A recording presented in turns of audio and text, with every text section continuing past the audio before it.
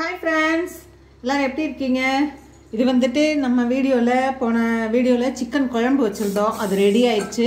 இப்போ ஓபன் பண்ணிட்டு அதில இருக்கிற நாட்டுக்கோழி குழம்பை எடுத்துட்டு அதில இருக்கிற சிக்கனை ஒரு வறுவல் பண்ண போறோம் நம்ம.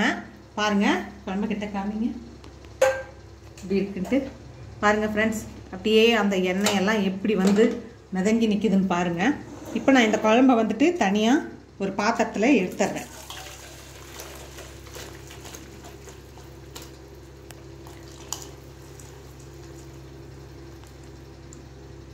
எடுத்தாச்சு. இதை வச்சுருவோம். இதை வச்சு நம்ம ஒரு வறுவல் பண்ண போகிறோம். அதில் இருக்கிற அந்த சிக்கனை நாட்டுக்கோழியை ஒரு வறுவல் செய்யலாம் ஃப்ரெண்ட்ஸ். அடுப்பு பற்ற வச்சுட்டேன்.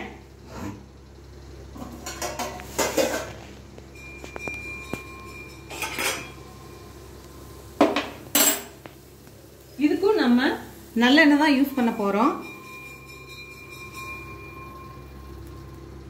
நல்லெண்ணெய், செக்கில் ஆட்டின மரச்செக்கு எண்ணெய், நல்லெண்ணெய். ஓகேங்களா? போட்டாச்சு.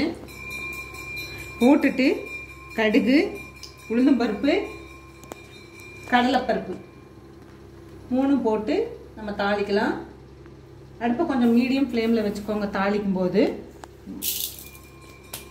போட்டாச்சு கடுகு, உளுந்தம்பருப்பு எல்லாமே.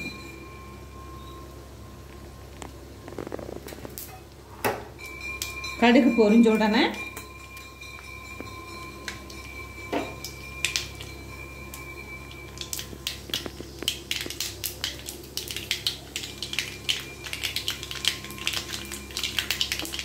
கடுகு பொரிஞ்சிருச்சு. நெக்ஸ்ட் வெங்காயம், பெரிய வெங்காயம் நீள் நீளமாக நான் ஒரு பெரிய வெங்காயத்தில் ஒன்று எடுத்து கட் பண்ணி வச்சுருந்தேன்.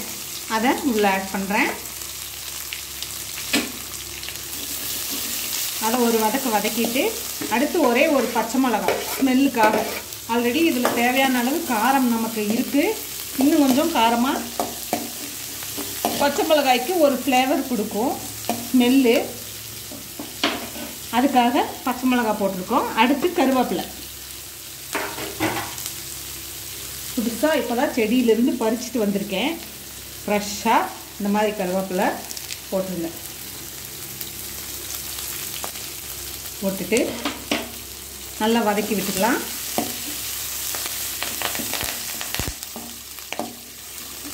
நல்லா வதக்கி விட்டுட்டு கொஞ்சமாக இஞ்சி பூண்டு பேஸ்ட்டு,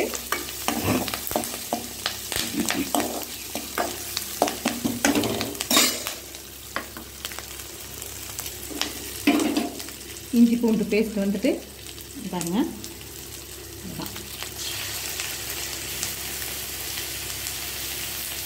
ஏன்னா நாட்டுக்கோழின்றதுனால ரொம்ப நிறைய போட்டோன்னா அந்த நாட்டுக்கோழிக்கான ஸ்மெல்லே போயிடும். அதனால் அதையும் போட்டு ஒரு வதக்கிடலாம். இது கூட தக்காளி தேவைப்படுறவங்க தக்காளி போட்டுக்கலாம்.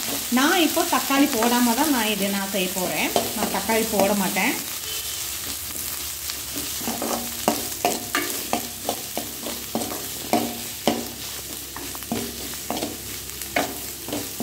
நல்லா அந்த இஞ்சி பூண்டு வந்துட்டு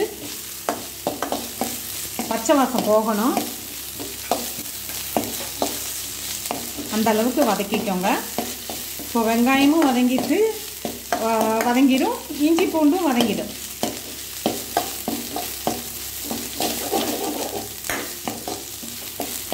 நல்லா வதங்கிடுச்சு. இப்போ வந்துட்டு இது நான் சிக்கன் மசாலா, நம்ம கடைகளில் கிடைக்கும் இல்லைங்களா, அந்த சிக்கன் மசாலா 2 ஸ்பூன் எடுத்துருக்கேன். அதை போட்டுட்டேன்.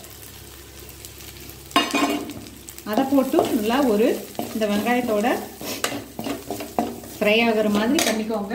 இதுக்கு தேவையான அளவு உப்பு போட்டுக்கோங்க. இப்போ ஏன்னா நம்ம ஆல்ரெடி குழம்புக்கு தேவையான அளவு உப்பு போட்டுட்டோம். உப்பு காரம் எல்லாம் குழம்புல பக்காவாக இருக்குது.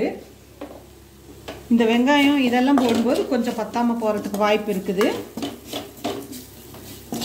நல்லா இது கொஞ்சம் பச்சை வாசம் போகிற அளவுக்கு இதை கொஞ்சம் லைட்டான ஃப்ளேமில் வச்சுட்டு வதக்கிட்டு இப்போ இந்த சிக்கன் எடுத்து இதில் கொட்டிடலாம்.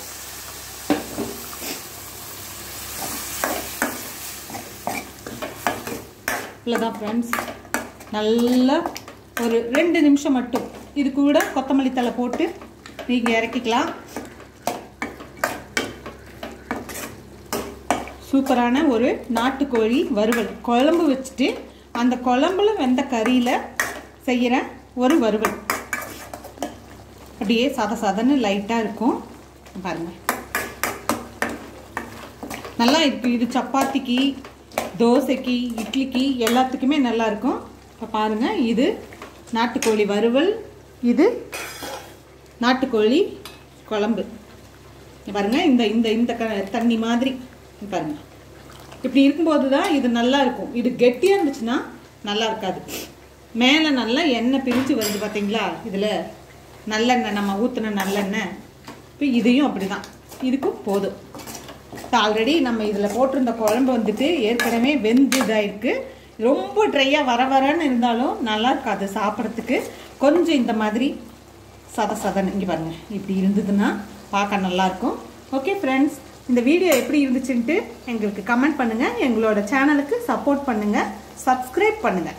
தேங்க்யூ.